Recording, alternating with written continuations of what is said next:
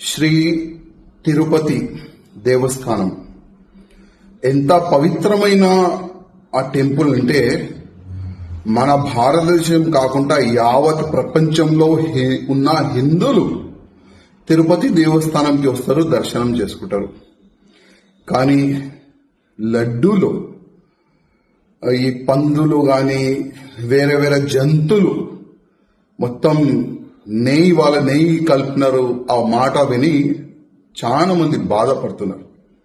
అసలు ఎంత పాపిష్టుడు కూడా ఈ ప్రపంచంలో ఉంటారా అని ఒక చర్చ నడుస్తుంది. ఇవాళ ఒక న్యూస్ చూసిన ఒక టీవీ ఛానల్లో, ఎవరో అంటే ఆ గుడిని అపవిత్రం చేయనికి ప్రయత్నం చేసిన వాళ్ళు ఇవాళ లేకపోతే రేపు దర్శనానికి వెళ్తారంట. అంటే ఎంత మీరు ఘోర పాపం చేసిన తర్వాత కొద్దిగా మీకు సిగ్గులేదా? మళ్ళా మా తిరుపతి దేవస్థానం, మా దేవుడికి దర్శనం చేయడానికి మీరు వెళ్తారా? మా దేవుడి పైన మీకు నమ్మకం లేకపోతే మీరు ఎందుకు ఈ షోపుటప్ రాజకీయం చేస్తున్నారు? ఎందుకు ఈ షోపుటప్ గా మీరు దర్శనం చేయడానికి వెళ్తున్నారు? నాకు అర్థమైతే లేదు. ఇవాళ మొత్తం మన తెలుగు సమాజం మీకు తిడుతున్నారు. మీరు దొరికితే చంపేస్తారు, అంత కోపం హిందూ సమాజంలో ఉంది.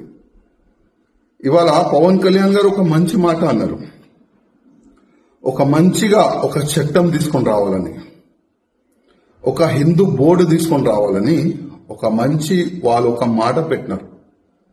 మేము ఎన్నో సంవత్సరాల నుంచి ఆ మాటని మేము రేజ్ చేస్తున్నాం.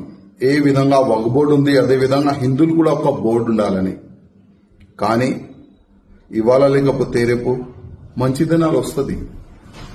కానీ ఇవాళ ఆంధ్రప్రదేశ్ కాకుండా యావత్ భారతదేశంలో ఉన్న హిందువులకి నేను ఒక్క రిక్వెస్ట్ చేస్తున్నా, ఎవరు కూడా మన గుళ్ళు గోపురాలు వాళ్ళకి అపవిత్రం చేయడానికి ప్రయత్నం చేస్తే వాళ్ళకి మనమందరం ఒకటై నచ్చ చెప్పాలి.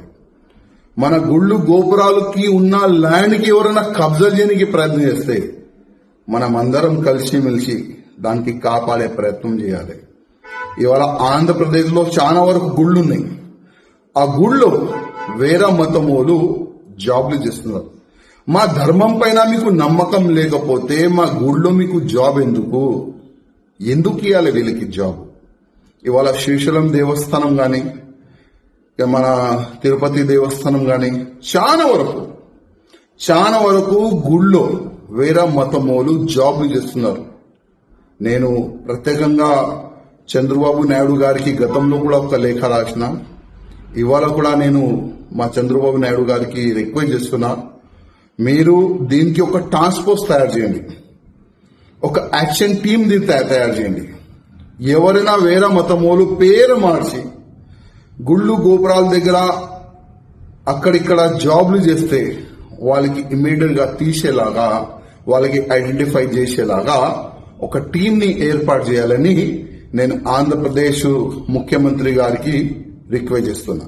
అదేవిధంగా ఇవాళ వాళ్ళకి నేను ఒక మాట చెప్పాలనుకుంటున్నా, ఎవరైనా మా గుళ్ళుకి అపవిత్రం చేయడానికి ప్రయత్నం చేస్తారు, మా తిరుపతి దేవస్థానానికి అపవిత్రం చేయడానికి మీరు ప్రయత్నం చేస్తారు కదా, ఆ గుడికి వెళ్తున్నారు కదా, కొద్దిగా ఆలోచన చేయండి. ఆ దేవుడు పోయే ముందు ఒక్కసారి ఆలోచన చేయండి, మీరు ఏం చేసినారు ఆ గుడికి. అపవిత్రం చేయడానికి మీరు ప్రయత్నం చేస్తారు, ఒక్కసారి మీరు ఆలోచన చేయండి ఆ గుడికి వెళ్లే ముందు.